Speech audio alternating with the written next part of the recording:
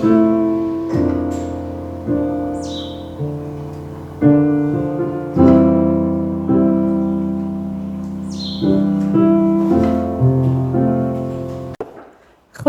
almal. Kan julle my almal hoor? Dit is 'n klein bietjie harder sit. Doe wat reg so. Goed, dis ons tweede buitelug besprekingsdiens. So ons toets nog bietjie die gronde oor hoe dit kan werk en moet werk, maar ons kon nie die geleentheid laat verbygaan om in sulke atmosfeer, wanneer dit warm is en die voeltjies is nog daar buite, om nie buite kerk te hou nie. Ek dink mens voel sommer net so 'n bietjie nader aan die Here as mens kan buite wees. Ek gaan vir ons 'n gebed doen, die erediens of dan nou die saamgesels. Ons gaan so 2 liedjies sing aan die begin en 1 aan die einde. En dan die preekgedeelte of dan die oordenking gedeelte gaan ons saamgesels. Ek gaan dit so 'n bietjie inlei en 'n paar vragies vra. So asseblief hê vrymoedigheid om in te val en saam te gesels. Terwyl ons net so bly sit, kom ons bid saam.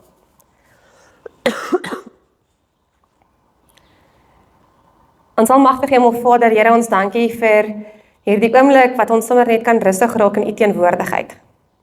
Here, so voor die week begin, net ons afhanklikheid van U bely, maar Here ook om versterk word deur die woord en die gees. Ons bid nou wanneer ons voor U stil raak en saam gesels, dat U ons sal inspireer, dat U ons sal maak dieper kyk na die manier hoe ons operate, en dat U ook, wanneer ons vandag huis toe gaan, ook in die res van die week met ons sal wees en hierdie boodskap lewendig sal hou. Here, ons bid ook vir almal wat deur 'n moeilike tyd gaan, almal wat siek is, almal wat swaar kry, en dan in besonder bid ons ook vir ons gemeente, wat weer eens deur 'n onbekende tyd op hierdie oomblik gaan. Ons dra ons aan U op, en ons weet, Here, dat U die hoof is van die kerk. In Jesus se naam bid ons dit alles. Amen.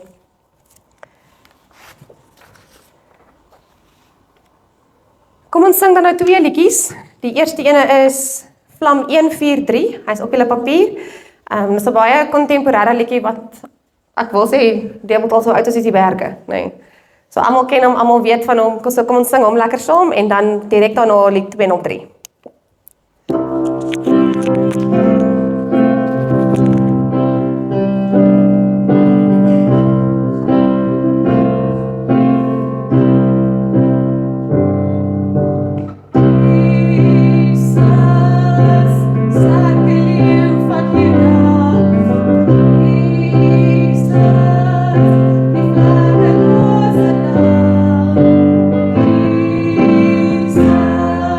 Maar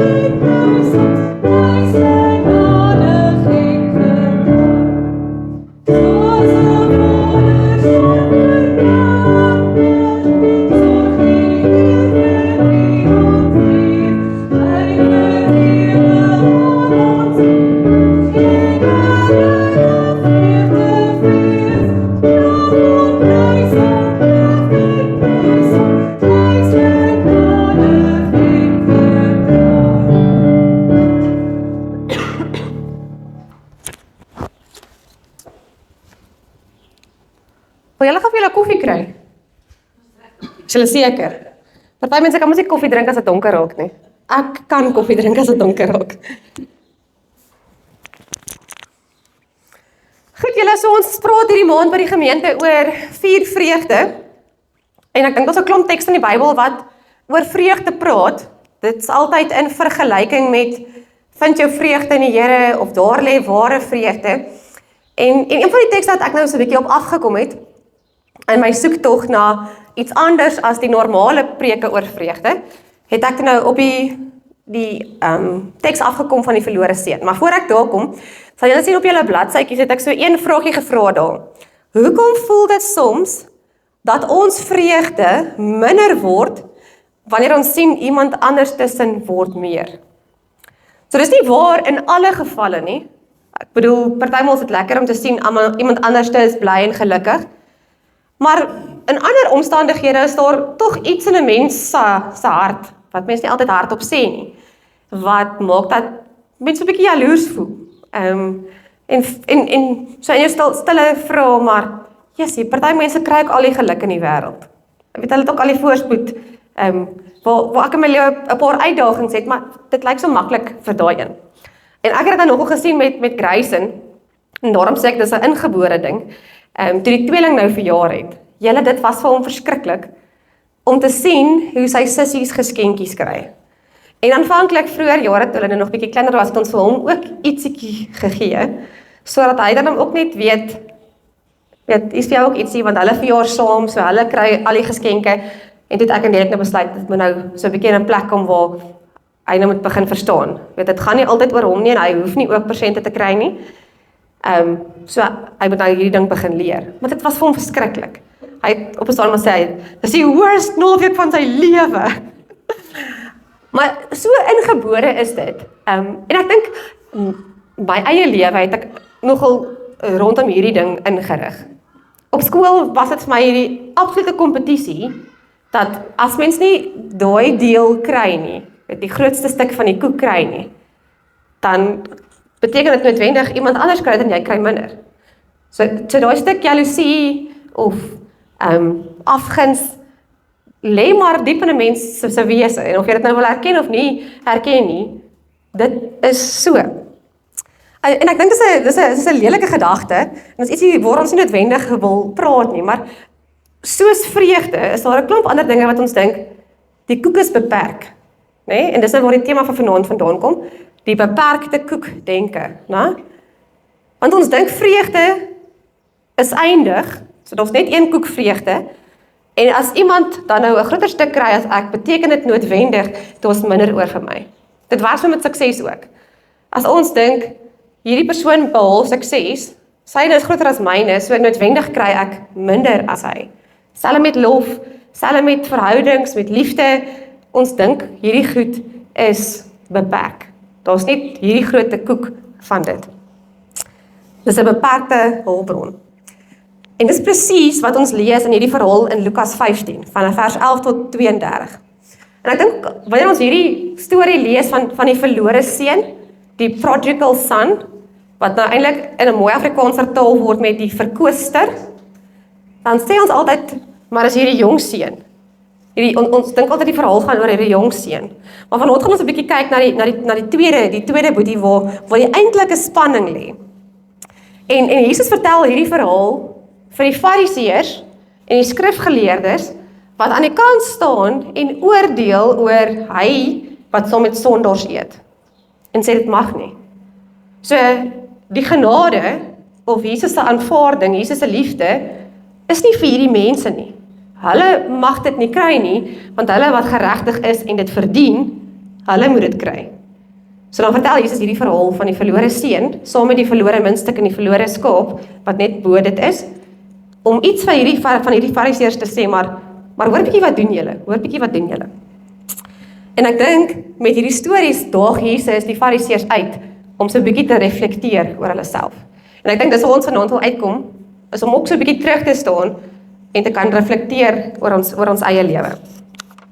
Goed, kom ons lees saam. Dis nou 'n paar verse, maar julle ken die storie, maar luister so 'n bietjie vir die nuances daar.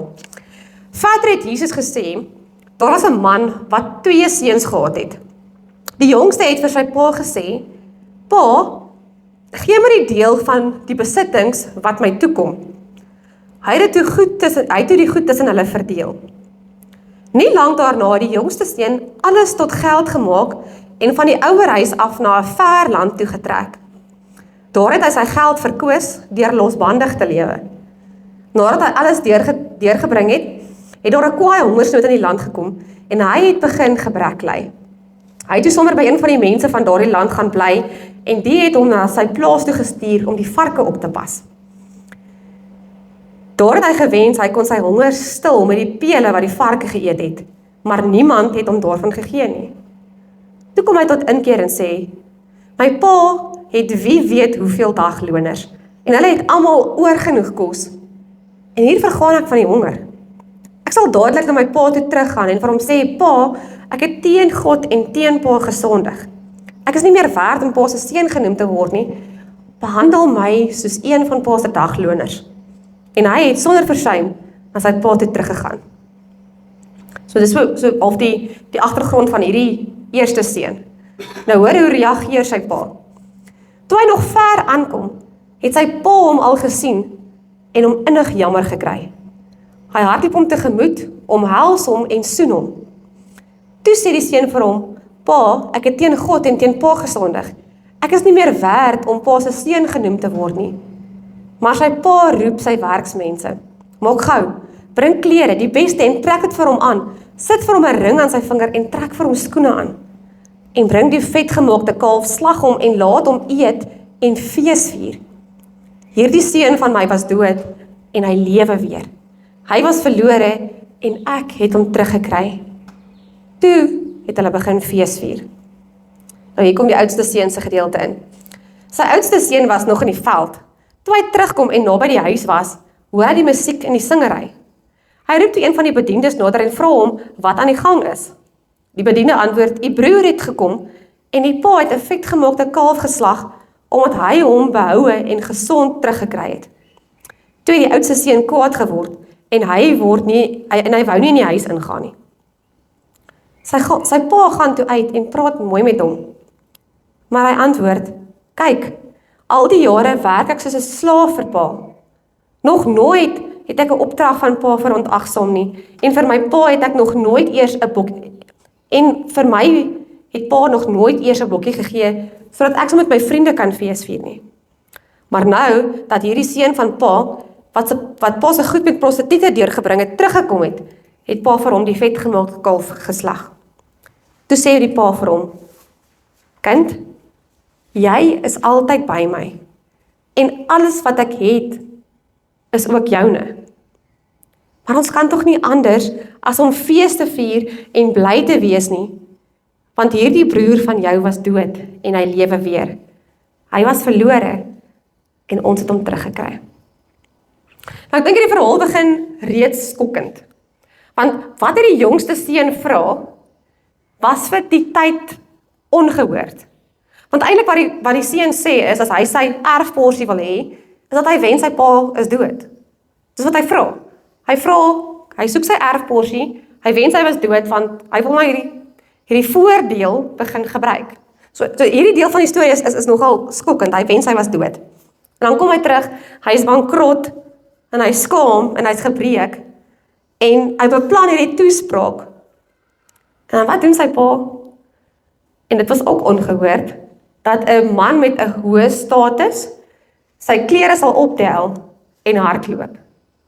Hulle het nie gehardloop nie. Hulle het nie bene gewys nie. Dit was 'n onstatusvolle ding om te doen.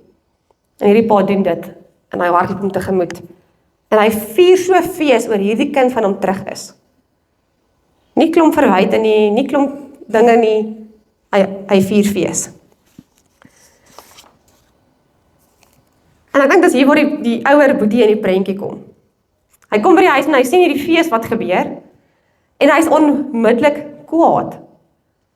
Want hoe kan sy pa hierdie ding vir sy jongste broer gee, en hy wat altyd die regte ding gedoen het, wat gehoorsaam was, wat eintlik soos 'n slaaf gewerk het vir sy pa, selfs nie hy kry hierdie deel van die vreugde nie.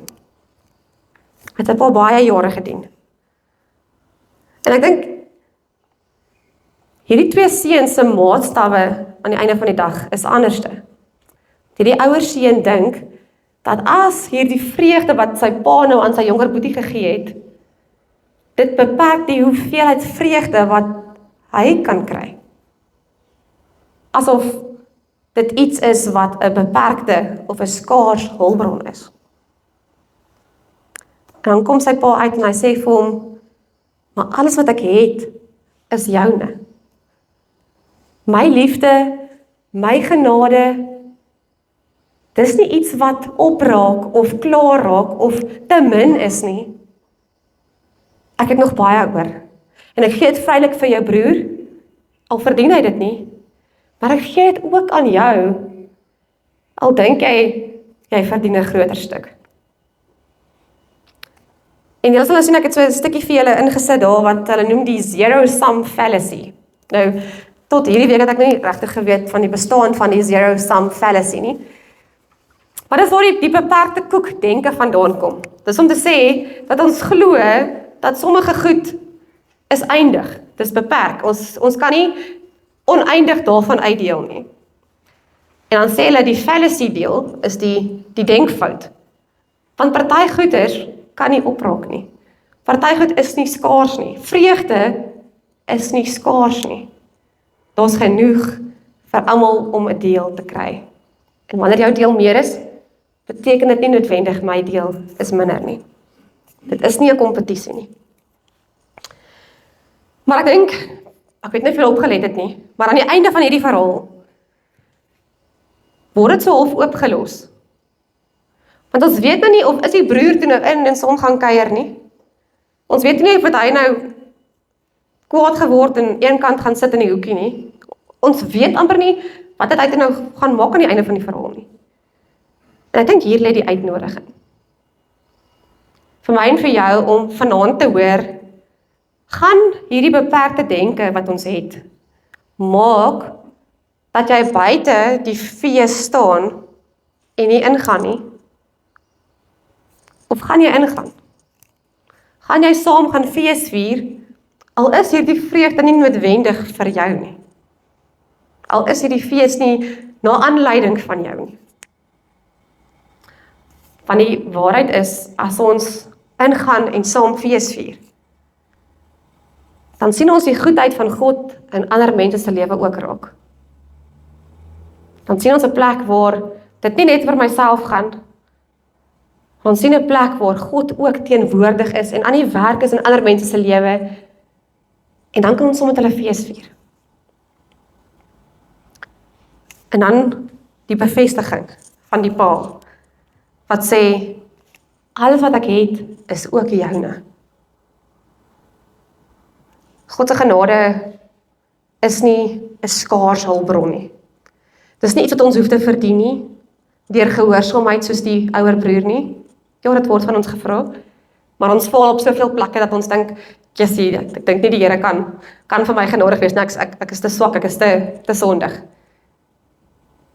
Of ons kan saam fees vier, dat wanneer ek die vreugde in my lewe beleef, al is dit in vergelyking met my buurman se net so klein, dat vreugde is. Dat genade is, dat God se liefde in jou lewe sigbaar is, al lyk dit nie soos iemand anders nie. En ek dink dis die uitnodiging vanaand. Is om te sê, gaan jy buite staan? En 'n klomp dinge te sê oor iemand anders se sukses, oor iemand anders se lof of dinge wat hulle bereik? Gaan jy die party join en sê maar, ek gun hierdie vir jou. Hierdie ding wat met jou gebeur het, sê nie dat dit nie met my gaan gebeur nie. Dis nie 'n kompetisie nie. Ek kan saam met jou fees vier. En dan ook raak te sien waar God in jou lewe opdaag en vir jou genade en liefde bewys. Amen. Kan ek so 'n bietjie hoor, waar is julle koppe?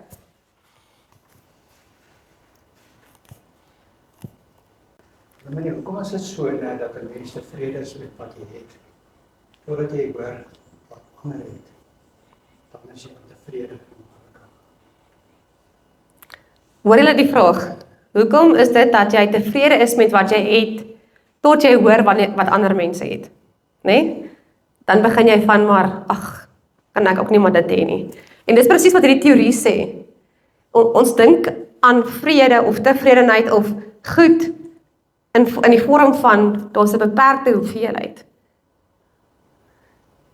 En ek dink die uitdaging is hierso om soos die broers te besluit, ja, die een verdien dit nou, die ander een verdien dit nou nie noodwendig nie. Maar dat mens daai stuk vrede vind met wat God vir jou gegee het, wat hy vir jou beplan het. Hy stap 'n pad saam met jou. En dit lyk anders as ander mense sin. Maar oom is reg, daai vrede is moeilik om jou vrede te maak. Nee. Ek het 'n voorbeeld daarvan. Nie een wat mens kan sê in die publiek nie, nee. Ja, soos ek sê, dis 'n lelike gedagte, né? Dis nie altyd iets wat ons, dis die lelike kant van mense om te sê maar jy's jaloers en mense is afgunstig. Dis nie goed wat ons wil sê ons het nie. Nog iemand? Nico, ook Christo? Die seun wat teruggekom het, vir my sê dit dat ons wat het vir die ander opbou. En ek dink ons by die kerk doen dit ook as ons vir ander wat ander nood het soos ensovoorts te gee. En dan moet dit dan natuurlik ook verder gaan om die evangelie te verbring aan ander. Sodat die wat in die kerk inkom, ons hulle laat tuis doen. Yes. En spreek woord wat antwoord op slag, sodat die mense thuis voel in die kerk en ons omgewing, dat ons hulle nie op 'n manier laat buite staan, maar innooi. Yes. En ek hoor dit, en ek dink dis nou nogal waar ons gemeente is, as ons praat van geloofsfamilie verander, is dat ons wil hê as nuwe mense kom, dat hulle voel, jessie, dis warm hier, dis lekker hier, die koffie is baie lekker, nee, dis 'n belangrike ding, die koffie is baie lekker. Maar dat hulle gemaklik kan voel, en kan voel, jy hoef hulle nie voor te gee nie, jy hoef hulle nie te presteer nie, soos die teks sê, jy hoef nie te presteer nie, jy kom hier en ons is lief vir jou, op grond van net wie jy is, wie God jou gemaak het om te wees. En ek dink daai ding is belangrik van die ophelp ook. Nog iemand?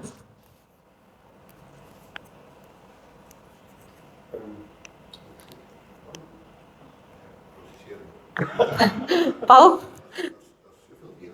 Ja.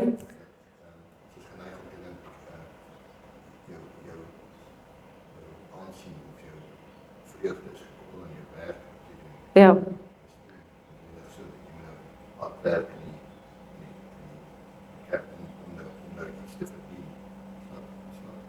It's not the case.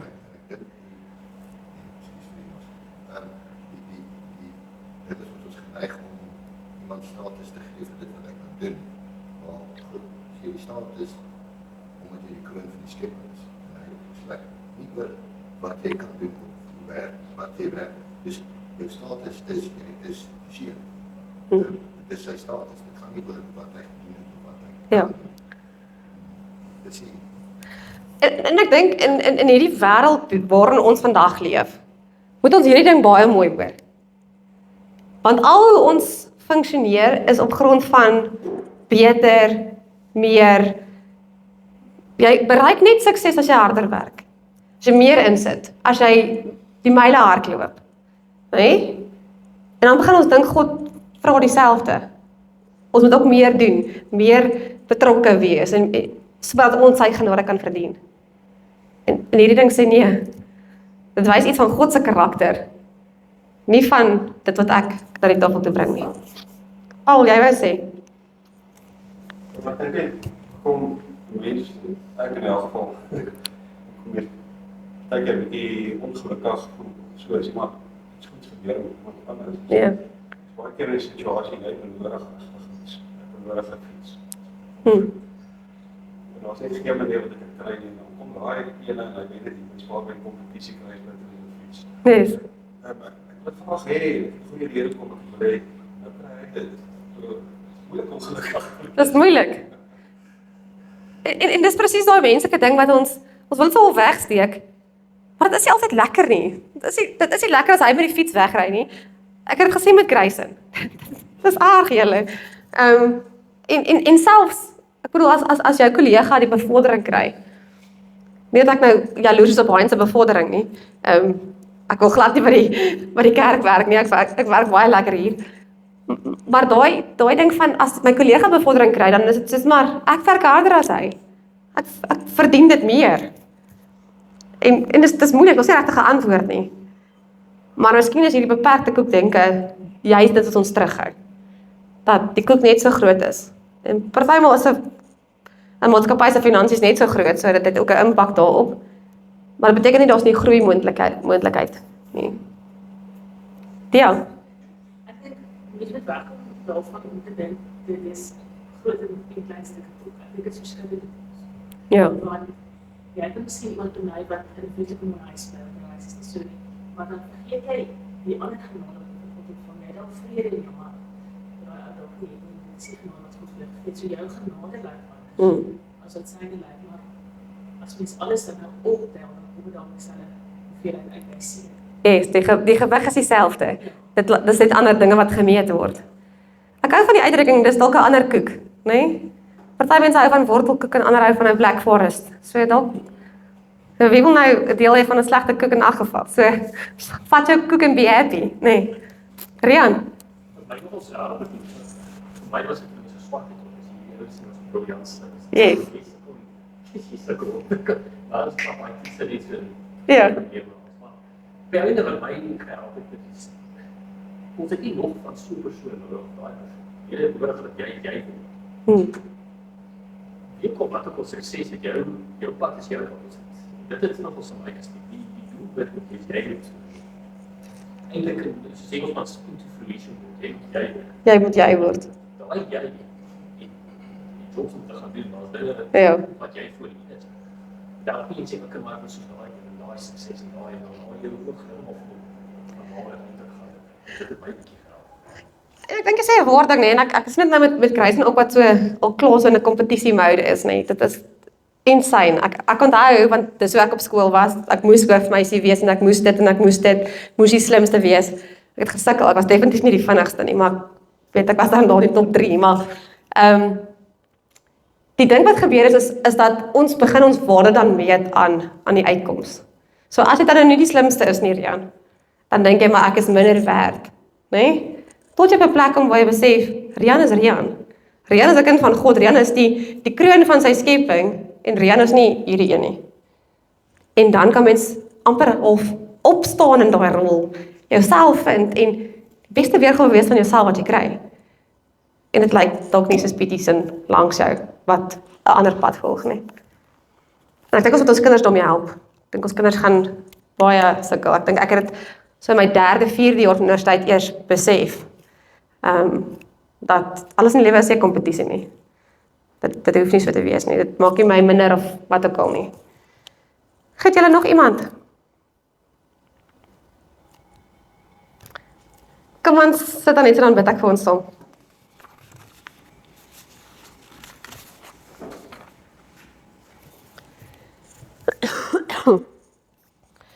Ons almagtige God en Hemel Vader, Here, ons dankie dat ons hierdie verhaal uit die Bybel tot elkeen van ons vanaand gespreek het. Here, waar dit so van toepassing is, maak nie ook of jy oud of jonk is, dat ons onsself baie keer maar meet aan dit wat ons kan bereik en die suksesse wat ons kan behaal. Here, ons het vanaand weer opnuut gehoor dat U vir ons 'n fees hou en dat U voor die deur staan en ons innooi. Here, want U vreugde is U geskenk aan ons om hierdie lewe wat maar sy uitdagings het, ook te kan geniet. Ons bid Here dat ons sal reflekteer op hierdie vraag, dat ons dikwels met dit wat ons, hoe ons dink oor dinge, dat ons dalk buite die fees kan laat. Ons bid Here dat U ons sal attent maak op dit wat hierdie week in ons lewens gebeur, dat ons hierdie ding sal oefen, maar ook vir ons kinders sal leer dat U ons so waardevol ag, en dat dit die enigste maatstaf is, en nie dit wat daar buite is nie. In Jesus se naam bid ons al hierdie dinge. Amen. Lied wat ons nou gaan sing is lied 510, Genade onbeskryflik groot. En die een versie daar is spesifiek, ek is die naam van kind nie werd, wou self my sake reël. My lewe, kanse, tyd en geld is nutteloos verspeel. En dan vers 4, genade onbeskryflik groot, dors fees, ek is weer tuis. U seun bring my, verlore mens, weer in die Vaderhuis. So ons is geregverdig deur Jesus Christus. Nie weer enige iets wat ons kan doen nie. Kom ons sing dit lekker saam.